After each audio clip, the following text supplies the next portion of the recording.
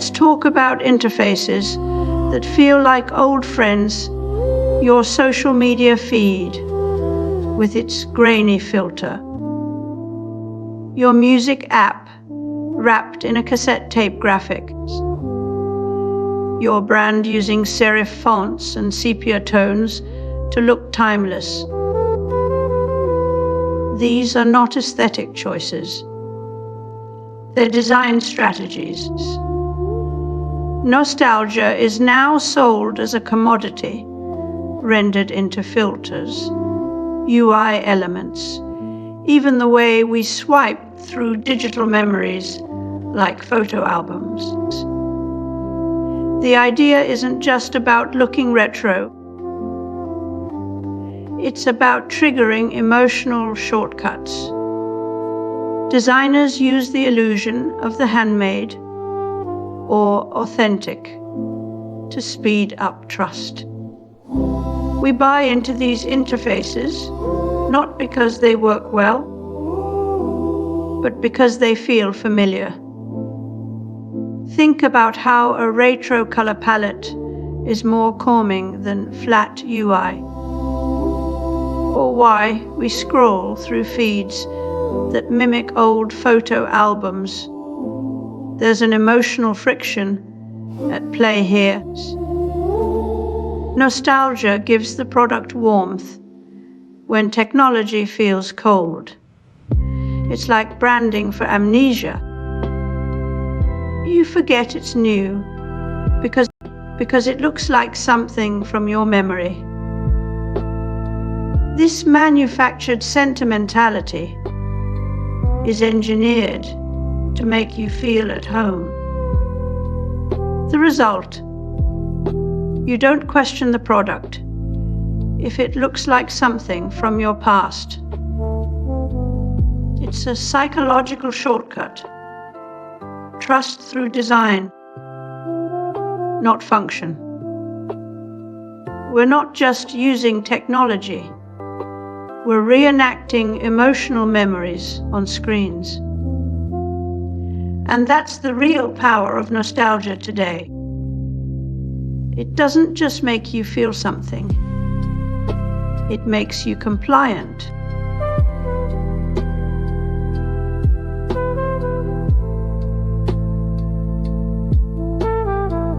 Digital aesthetics is not merely about visual style, but the reconfiguration of sensory experience through algorithmic logic. Our interfacers now shape perception as much as they... Barthers gave us studium and punctum, two parts of an emotional puzzle that describe how we feel about images.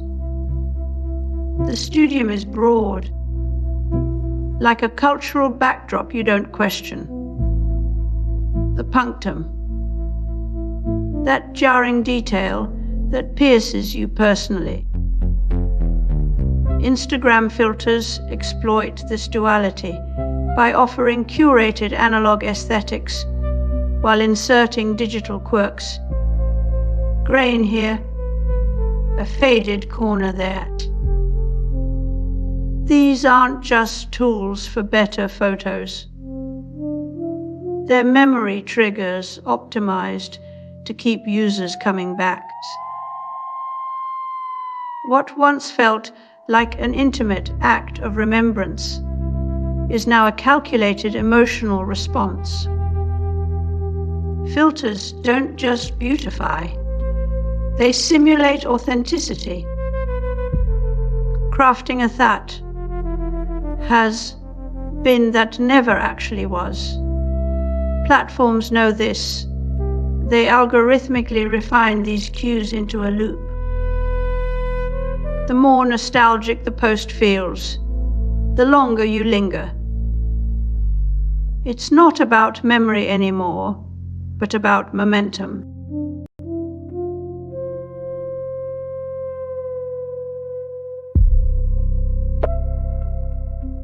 We have a new human being, and that's Chris Potter of Memetics Corporation, a new synthesizer, the Yamaha DX100, and a new computer, the Commodore Amiga.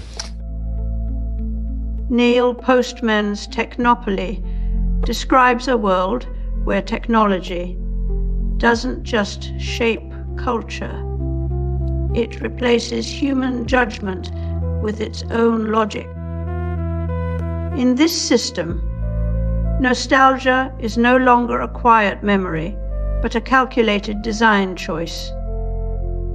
It softens the edges of change, making new tools feel like old friends rather than alien intrusions. Platforms wrap interfaces in warm, familiar textures, pixel art, retro fonts, even simulated CRT flicker to make submission feel natural. The more something looks after the break, imagine the archival footage. Someone from the 80s describing how they felt in control of their machine. That feeling was real once. But now nostalgia is weaponized to make users forget that control ever existed. It's not just about aesthetics. It's about erasing critical distance. A platform that looks like a childhood memory doesn't feel like surveillance. It feels like comfort. The familiar interface tricks us into forgetting we're being tracked, optimized, and sold is not just about the past. It's about erasing the future. When platforms use nostalgia to design, they also erase our ability to imagine alternatives. A tool that feels familiar doesn't need to be questioned, only accepted. That familiarity becomes a cage. The golden age mythologies of old programmers, of skilled artisans, given problems and solutions, have been replaced by algorithmic curation and data extraction. And yet we still reach for those myths as if they could save us. Nostalgia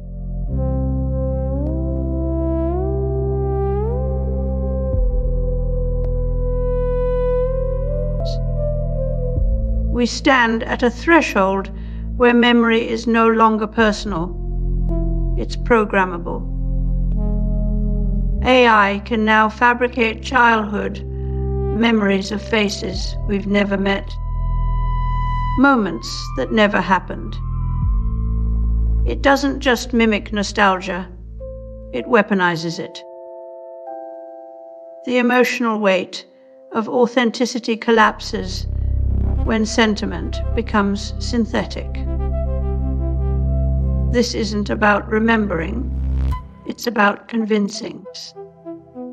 In this new world, we may not just live under technopoly, we may live under nostalgopoly.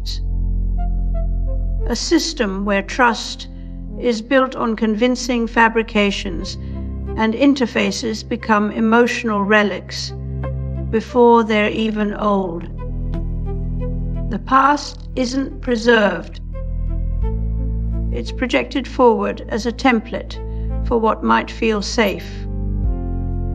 In the end, reality will be whatever feels like it once was.